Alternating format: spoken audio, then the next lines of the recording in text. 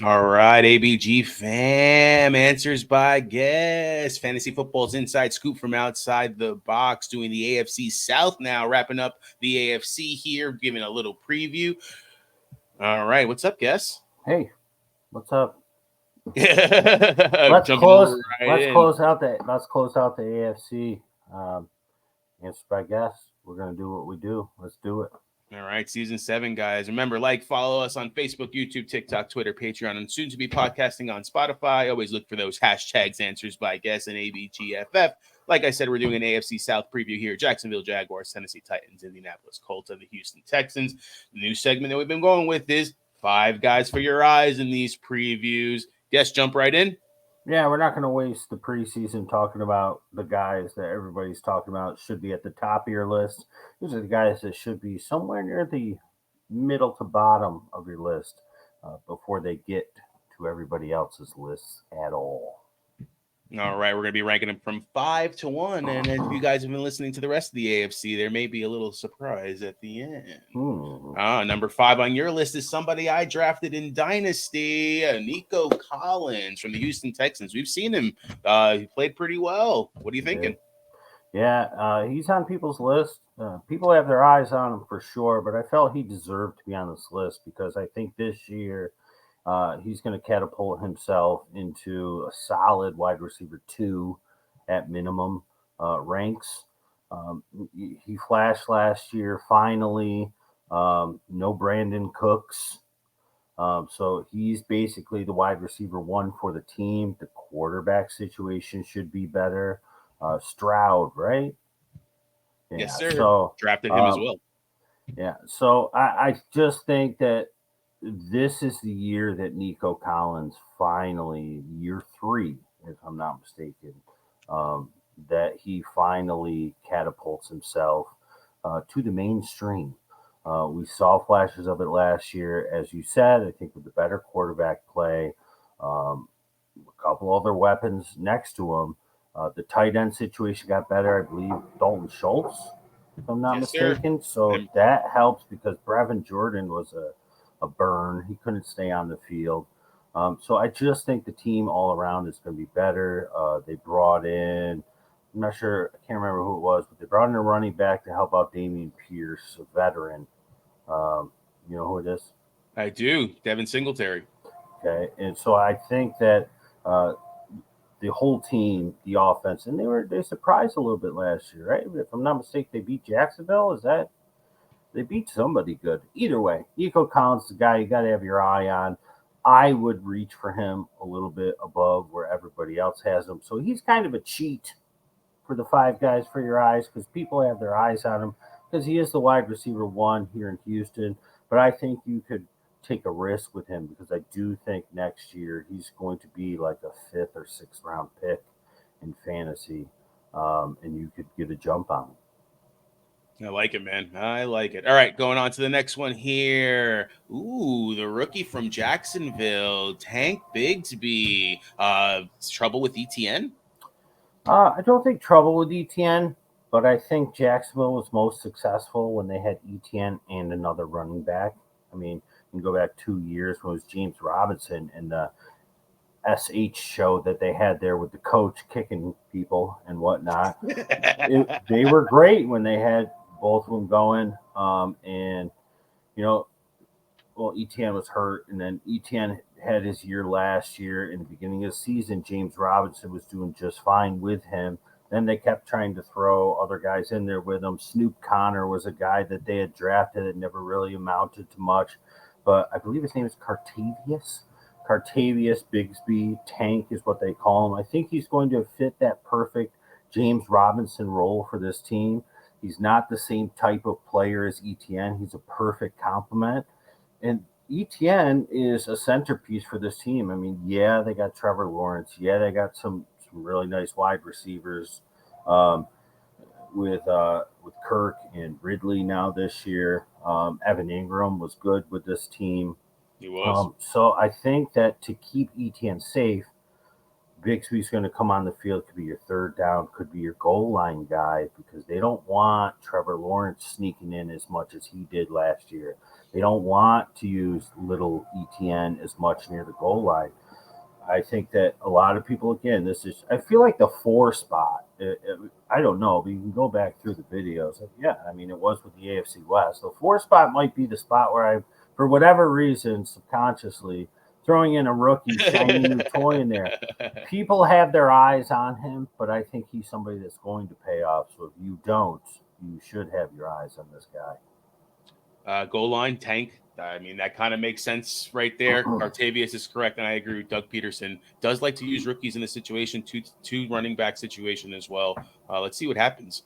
All right, next here on your list, a familiar name that you've brought up, I remember a bunch of times last year, Jelani Woods, tight end for the Indianapolis Colts. Interesting.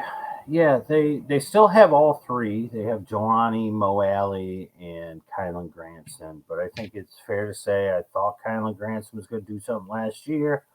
I kind of suck with tight ends. I'll be the first to admit it.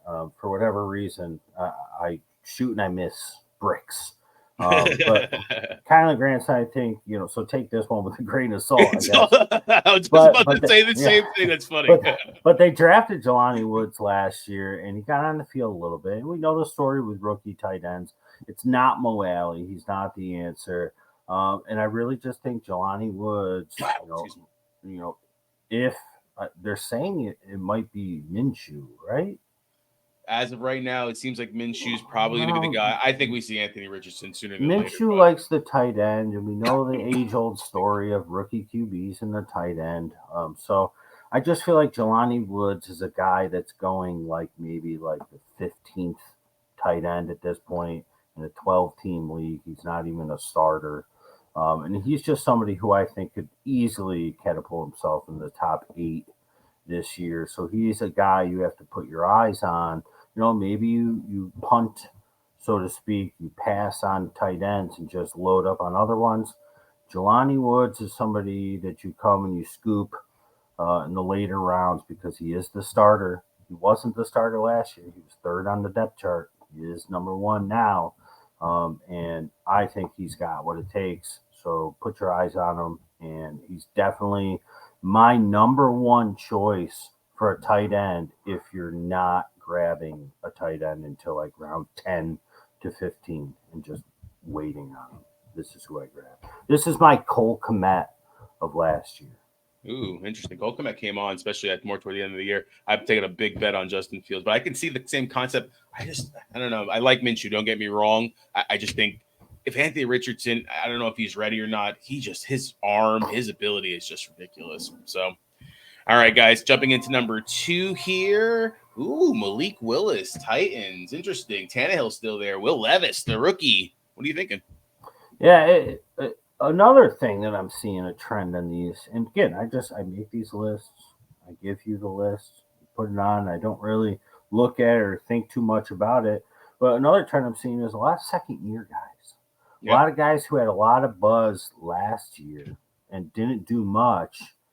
We have a tendency as humans to love the shiny new toy. We keep using that phrase, and forget about the things that we once sought. And I feel like Malik Willis is right in that mold, but with good reason because he was terrible last year, absolutely terrible. But he came in the league as a raw talent. We knew he was going to be terrible. Coach didn't even want to use him. Was forced to use him because Tannehill got hurt. Tannehill's old. I can't say that they don't like him, but I don't think they're in love with him. I mean, they drafted Will Levis. They kind of had to because their only other option was Malik Willis or Powder, right? What's his name? Tannehill? No, who's on Pittsburgh. And Pickett. No. I'm sorry. I'm thinking the quarterback that they had. I said Powder, and that was kind of mean, but Dobbs. They had Dobbs last year.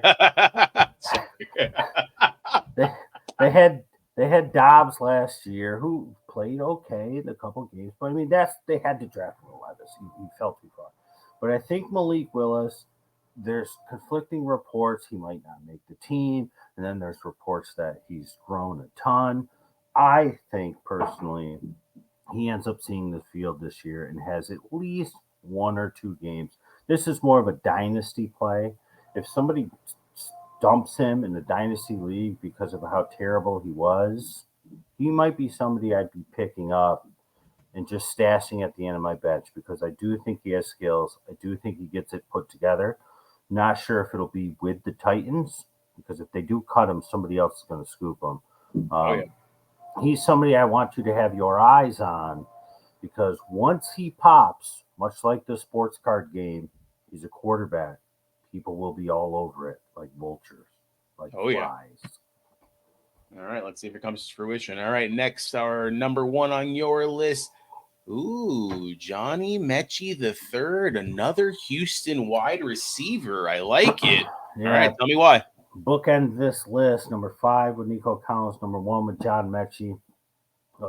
Last year, didn't play, was hurt. This guy's an absolute stud. I really think Nico Collins, like I said, catapults himself into wide receiver 2 tier. Excuse me. Into rounds 5, 6 next year. I think Mechie does just about the same. What do they have? Right? What do they have? They got Schultz, Robert Woods, a couple running backs. Woods is at the end of his career at this point. It's Mechie and it's Collins. I think at this point next year, we could be talking about John Mechie and Nico Collins as one of the best 1-2 tandems in football. Not the best, because I think Jacksonville's got a lead on that. I think Cincy's got a lead. A lot of teams. But one of the best, like starting to put their name out there. And here at Answers by Guests for the inside scoop from outside the box, we are always be a step ahead, right? Yes, sir. And this is what it's about. I think the Houston Texans wide receivers and the team that they're building on offense, we want to be a step ahead of everybody else and get a piece of that. At the very worst, their defense stinks. They're playing catch up. And that's what fantasy's about. Blake Bortles was a stud for a couple of years. That's all you got to remember. You're 100% numbers wise. He put up numbers. All right. So I may have a part 2 for a raw bonus as well. But going with the trend here that we're liking some rookie running backs, I'm going with Mr. Tajay Spears. He was named number 2 running back on the Titans already, even before training camp started. Derrick Henry, we know, is the workhorse. He's getting a lot of the burn and stuff like that. I might like Tennessee Titan running backs too, because I was high on Haskins. I was high on I just think that Derrick Henry is going to eventually show us something that he needs help. Tajay Spears is a different type of guy. He's not as big, obviously, no one is, but he's that quick little runster that's going to give you those yards that they're looking for to be able to get that change of pace. Again, a rookie running back, tough to see, but in the running back world, 3 is becoming the new norm of seeing how many running backs are sitting out there and actually being used nowadays. I can see Tajay Spears getting some carries. I can see him being a part of the passing game as well. Just interested to see who the quarterback's going to be, because I think that's going to play into it a little bit when it comes to this. Somebody that you actually asked me is like, oh, man, they picked up a vet for this part 2. Devin Singletary was on my list. Yeah. Dameon Pierce, he's a great running back. But you know what? Veteran leadership on a young team makes a big difference. You get Singletary back there, you have him actually running the ball, being able to move the offense with a rookie quarterback. That's a big thing. Dameon Pierce, I think, can do the same. Don't get me wrong. We've seen glimpses of him, but he actually needs the help. We saw he needed the help. He burned out at the end of the year. So Devin Singletary, I think, is going to be a really good option for the Houston Texans as well. Yeah, I had a feeling that I maybe let the cat out of the bag. I don't.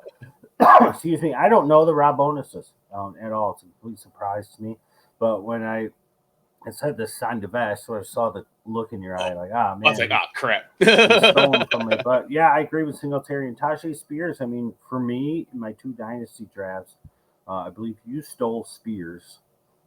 Oh, yeah. I think you took him before I took Bigsby. But those 2 I had neck and neck, and then in another league, or maybe I took Bigsby and then you took Spears. Can't remember. But my other dynasty draft, the guy right before it was between Spears and Bigsby. The guy right before me took Spears, so I was like, well, I guess I don't have to make a decision. Bigsby. So same exact boat, and yeah, Darrington Evans, Hassan Haskins. We were waiting for these guys in Tennessee. It's the same sort of situation like with the Chargers in Los Angeles. They just want that second guy. They keep drafting, and fingers crossed because I like Tajay Spears too. It's a great call, Rob. We'll see. We'll see if it finally pans out. All right, guys. Remember, always like us on Facebook, YouTube, TikTok, Twitter, Patreon, and soon to be podcasting, like we said, on Spotify. We appreciate you watching. And remember, look for those hashtags. Yes. Yeah. Peace, dude.